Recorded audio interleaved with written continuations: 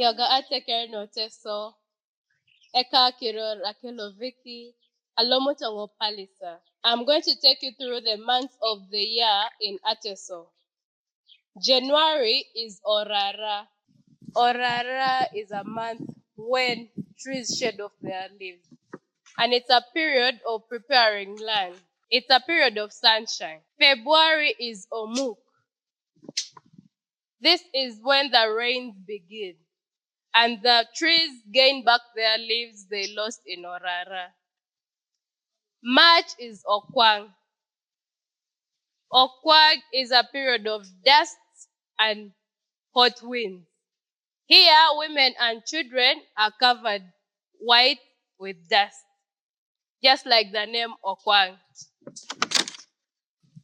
April is Odunge.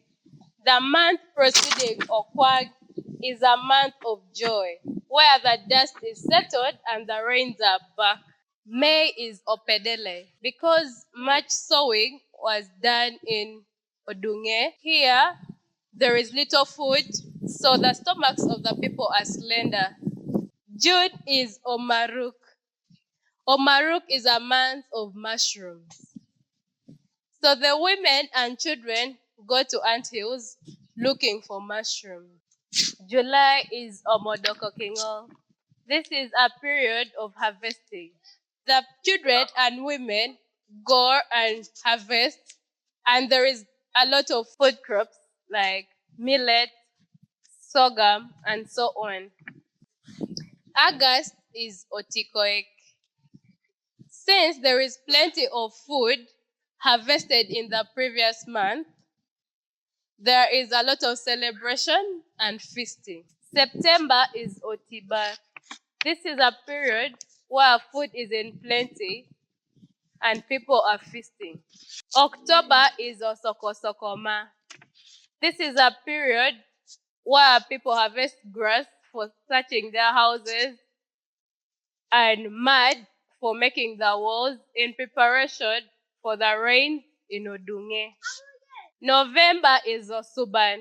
This is where all the celebrations are made and performed. December is Opo. This is where all the guests are gone and the members of the families go hunting. To the young generation out there, the theme, I Am My Culture, reminds us that our identity is rooted to our tradition. I encourage the youth to embrace our language, Ateso, and also learn the months of the year in Ateso, because it still takes us back to our roots, our history, and our pride as Teso culture. Yala Manoi, Oreno Soro, Emuria Korea.